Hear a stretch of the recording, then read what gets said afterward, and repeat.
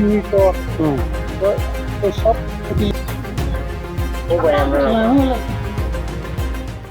শিলাবৃষ্টিতে আমার ঘরের টিন মানে 16 টিন পুরো নষ্ট হয়ে গেছে গিয়া একদম সেদা সেদা একমাত্র জল মানে আর কি সব ভিতরে বাইরে কিচ্ছু নাই ঘরের ভিতরে আটু জল হয়ে গেছে আমার ধান নষ্ট কাগজপত্র সব কিছু ডকুমেন্টস নষ্ট হয়ে গেছে বৃষ্টিতে এটা অবস্থা খারাপ আমাদের আর হওয়ার মতো উপায় নাই সরকার সাহায্য করে ওটাও চাই আমরা।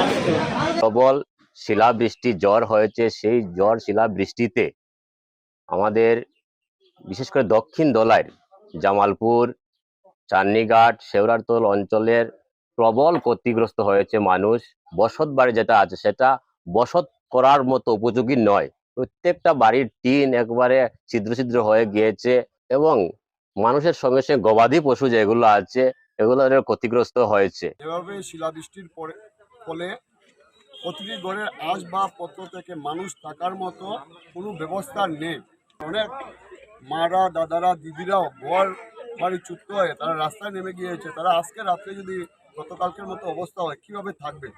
তার জন্য মাননীয় মন্ত্রী মহাশয় আমাদের জেলা উপায়ুক্ত মহাশয়ের সঙ্গে যোগাযোগ করেছেন, এডিসি সাহেবদের সঙ্গে যোগাযোগ করেছেন, সার্কেল অফিসার সহ ডিজাস্টার ম্যানেজমেন্টের ডিপার্টমেন্টে যারা আছে তাদেরকে বলেছেন যুদ্ধকালীন তৎপরতায় সরকারের পক্ষ থেকে যেগুলো মানে সুবিধা কম সময়ের মধ্যে তাদেরকে দেওয়া যায় আজকে রাত্রের মধ্যে যাতে তাদেরকে মানে তেরপালের ব্যবস্থা করে দিয়ে আগামী দিনে যাতে তাদের আরও সুবন্দোবস্ত করা যায় তার ব্যবস্থা সরকার পক্ষ থেকে করা হচ্ছে।